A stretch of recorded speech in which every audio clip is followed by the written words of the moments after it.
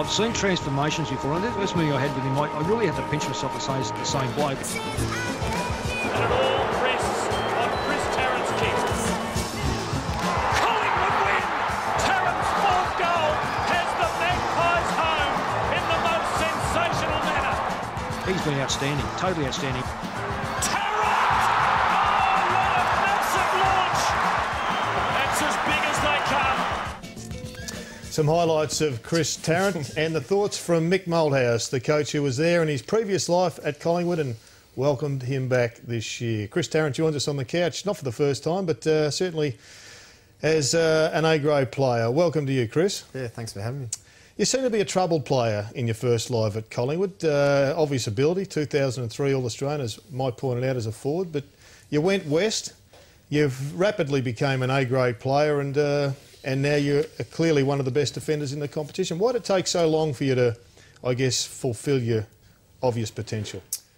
Yeah, I'm not sure if I didn't fulfil it at all at Collingwood. I think I fulfilled it in some parts. I mean, the probably consistency was where I really lacked. I think some seasons there when I was kicking regularly 50 goals, I think I was fulfilling my potential then. Then I probably just lost my way a little bit towards 05 and 06 and injuries and a couple of other things really sort of, my body started to just let me down a little bit, and then other things that I was contributing to that probably didn't help either. But yeah, I mean, the Fremantle situation, they were fantastic to me, and it wasn't easy at the start. The first year I was over there, I went into that season, then I ended up being dropped early in my second season, and then sitting down with Mark Harvey and Chris Scott, sort of mapped out a plan from there to try to play in defence, and since there, probably haven't looked back. Can you tell me why you picked Collingwood? Because I think it's pretty much a poorly held secret that Hawthorn had a real crack at you and thought you were the final peg, I guess, in the puzzle. Yeah, they did. They were interested. I think the opportunity to go back to Collingwood, I mean, I arrived there as a 17-year-old and had some ups and downs, as we were talking about before, but the passion to always... The club's an amazing club. And once you've played there, and even on the weekend running out in front of 89,000 supporters, and just getting those goosebumps when you first run out again, it was just that feeling that I know I've had before, that I was really itching to get back to that. Chris, Mick gave you your marching orders before you went to Freo. How did you sway him to give you a second chance?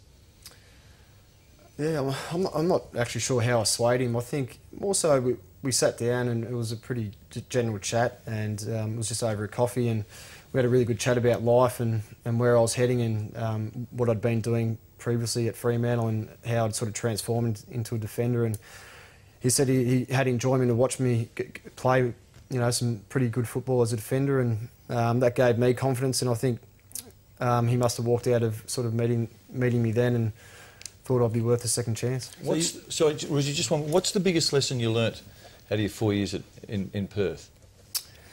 Biggest lesson I learnt? I mean, personally, or as a footballer, or the combination of both? Yeah, I think maybe just doing all those little things right.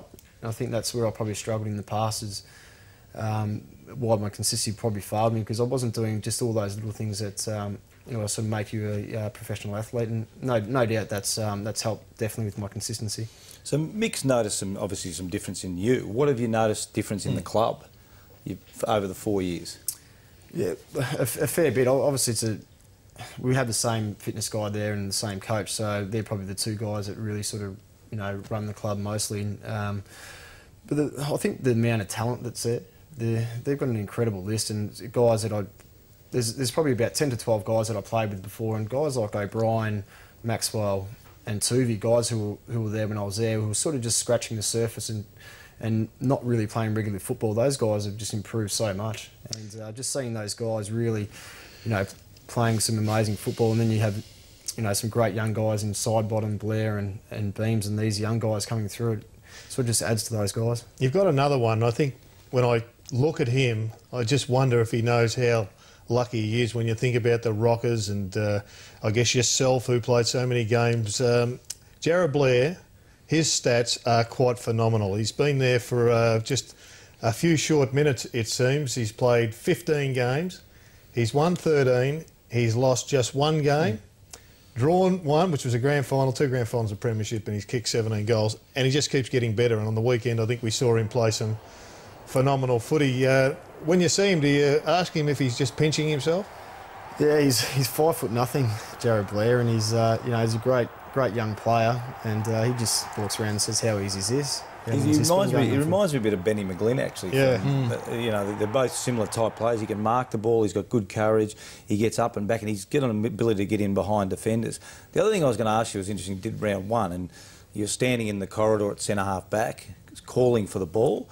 And you could always know that Collingwood were going to go down the line. You know, the difference in the game plan, I suspect at Freo you would have got that switch ball and you would have gone back out the other side. Has that been sort of not difficult to adjust, but has it been a lot different? It certainly has, yeah. I think playing on Subiaco, it's a totally different ground than playing football in Melbourne as well. So I think in Subiaco you really need to sort of take the game on and play quick football. And if you do that over there, I think you get a distinct advantage. But I think in Melbourne, I think Mick's always, used the philosophy of, going around the boundary and percentages first. But I think we still do, cross the football sometimes, but it's something we probably can improve on. 2 phases of your football career, forward and back. Obviously a lot easier to play back than forward, but was it difficult adjusting to the more disciplined role you've got to play back? Not really. No, I actually found the transition relatively quite easy. You do have to be disciplined. Your concentration has to be quite high as well. And I think I really enjoyed just being given a job to do. I think I just love when halves just said, "Look, you're playing on Lacroix this week, or you're playing on Jonathan Brown. Just go out there and just do your job." And I think that really appealed to me. What about that instinct to sort of see ball, fly for ball? I mean, you've had to suppress that? And I've become a boring defender. I've become one of those players that I used to hate playing on, I think. So it was I'm 30 now, so I don't know if I can get up that high anymore. I hope I can, but... So did you go, when you decided to go to Collingwood, were you going as a defender? Someone suggested to me you may have been going as a forward to go back to Collingwood, or was it not really discussed as to what role you would be playing when you went back there? Yeah, but it wasn't.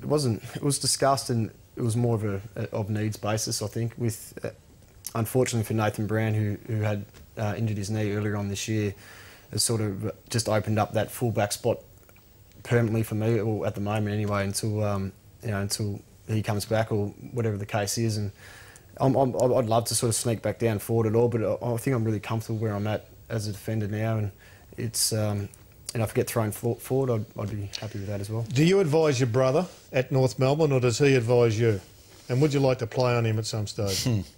I have. I've played on him in an early NAB Cup game last year, and I found it quite difficult actually. He's I think because he's a lot younger than me. He's 9 years younger than me, and I have that big older brother thing where I'd always like to see him do well. So I felt myself sagging off him a little bit, just to hopefully get a couple of little kicks. What's the one thing he needs to improve on to become a top line defender?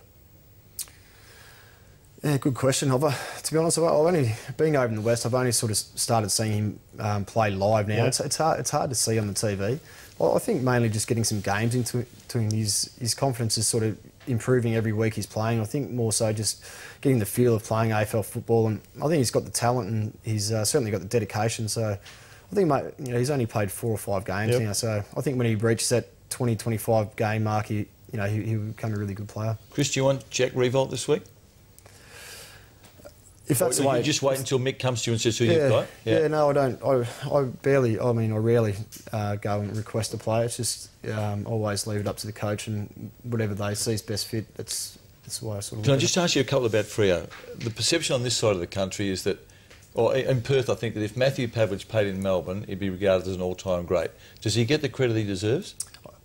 I don't think so. No, over in WA he certainly does, but he's probably the second best player I've played with. Nathan Buckley's probably the best player I've played with, and Pav's close behind. He's a champion of the game. It's unfortunate that it's different football over in Subiaco as well. It's always one side, one crowd. It's unfortunately he never got to experience the big crowds and the big stage of. I think while we're on Freo, Mike, it's a good question. I mean, what? Out of sight, out of mind, Freo, a little bit like the Swans. What do you think about Freo that we underrate so much? Is there something that stands out for you? Yeah, probably how professional such a young group of guys is, and that's a great credit to Mark Harvey, who's really transformed that list so quickly in the time that I was there. It was just a big clean out in 2 to 3 years. You thought, I'm going to do it my way, and if it works, it doesn't work, it's going to fall on my head, and I think he's done a fantastic job. Lots of good kids at Freo, Chris. Hill, Fife, Subin and those guys. Who's the best of them? I think Hill. Yeah, Hill's probably got the most upside to him. He's an amazing athlete. He's lightning quick. He can run all day. So I think in a few more years' time, his best football is definitely to come. I reckon I forgot we were talking to you as a Collingwood player now. Bucks, have you had much to do with him in a coaching sense since you've been back? Yeah, a little bit. In individual stuff, or you? No, I think mainly now you have a lot more to do with your defensive line coach. So ours is Scott Waters, the defensive coach, and mostly my times and most of the defenders' time are probably spent with him. What about, Mike mentioned Freo best player, Collingwood. You mentioned you're not surprised, but coming back, how much more talented they are now. Best player at Collingwood. It's a flip of a coin, Dane Swan or Scott Pendlebury. It is. They're both, pretty special players. The bloke who's got your spot, Chris Dawes, he's making ground in a hurry, isn't he? Yeah, how does he have my spot there? Well, I mean, but your old spot. Your old spot. Yeah, he's only early 20s, and Travis Cloke's early 20s as well. Those guys will be around for a while yet, and as you can see, they're big boys, and I generally have to line up on these guys at training, and they just brush me aside, no worries. I reckon 12 months ago you put a full stop to your career. It was either another 12 months or another 2 years. Where's the full stop now? Well, I'm contracted for this year and next year, so... Is that it? Because you're only 30. I think it's out of your hands, as you probably know, when you hit 31, 32. You'd love to play on forever, but obviously that's not the case. And given the form you're in, though, surely you'd be just thinking you can continue on almost indefinitely. Yeah, I mean, Bucks will be coaching next year, and if he came up to me and said, look, we'd really love to sort of give Nathan Brown and Ben Reid and these guys a bigger opportunity, I'm so grateful that I've had the opportunity to come back to the club, and I'd leave it up to them totally. I also see you, though, as a player with your pace, and I know Leo Barry found it really hard to play on you. I mean, he rated you probably as the quickest forward. I see you as ability to go to full forward at the end of your career and maybe get that extra couple of years. Now, that all dependent on Dawes and Cloke you mentioned, but I certainly think with your pace and your speed, it'd be great to see you get back to full forward as well and maybe finish for a year or two down there. Yeah, it's really out of my hands, but it's only my goal kicking. I'm shooting them left and right. And you don't want Mike writing bad articles about you again. Only about the kicking, Jared. Andrew Cracker, you would have seen a bit of him last year because you were in Perth and he was playing for Swan Districts. Did Collingwood speak to you about whether they should pursue him? No, never. No. I did actually watch him play a few games and knew that after watching that he'd be definitely playing AFL. What did you think? What did you think of the hand gesture? Yeah, look, I thought it was. Did you see it at the time? I did. I spoke to Cracks after this, and he just said it was just a gesture to just some people he knew back in jail. It wasn't, there was nothing untoward towards it at all. And if you know the guy, you probably really, you wouldn't mean anything by that at all.